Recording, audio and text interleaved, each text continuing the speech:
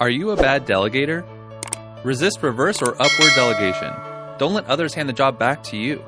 Brian Tracy. When you have a role of responsibility or authority, whether it be your business, a leading role at work, or head of your family, the temptation can be to try to do everything yourself. So it gets done right. But that often leads to exhaustion, inefficiencies, unmet deadlines, and slower progress. And it just isn't realistic. Instead, delegation is the better approach to take. When you delegate, you assign tasks and responsibilities to others on your team. The benefits of delegation include: number 1, more time to focus on the important tasks, especially those that only you can do or require your skill set. Number 2, involvement of others, which creates cohesiveness and engagement within your team and helps others grow. Number 3, increased quality of life, freer frustrations and fatigue. And finally, number 4, boosted morale of your teammates as they feel more valued and motivated. So are you a good delegator, or are you a bad delegator? If you're stressed out and trying to do everything yourself, you're probably delegating wrong. Use these tips to increase your productivity and enhance your workflow. First, know your core genius. Discover what you do and don't enjoy doing, what you're good at and what you're not good at. Then delegate those tasks that you don't enjoy or aren't good at. This is called finding your core genius, the intersection of the things that you both love to do and are great at doing. Anything outside of your core genius, you should probably delegate. The role of an effective manager is to move from doing your job to managing your job. Your role is to manage, not operate, and an essential part of fulfilling your role is to delegate. Second, teach, don't tell. Instead of telling someone what to do, teach them. Simply assigning a task and setting a deadline for when it needs to be done is not delegation, but abdication, which is giving up your responsibility for the task.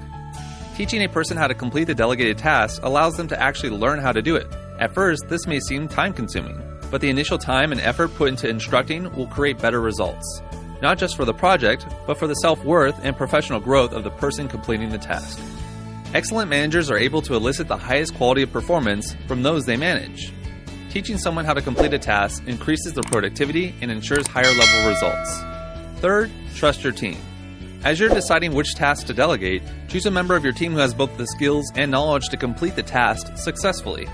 Assure them that you know that they have the ability to get the job done well. Empowering others to do their best involves you constantly reminding them how good they are and how much you believe in them. Once you give someone a task, or even an entire project, trust that they will get it done. Remember that your most valuable resources are the human resources around you, more so than any technological asset, equipment, or tools. Delegating helps people grow, eventually increasing their value to your company, organization, team, or group. Fourth, give future-focused feedback. Mistakes will happen, and as a leader, you need to allow for that.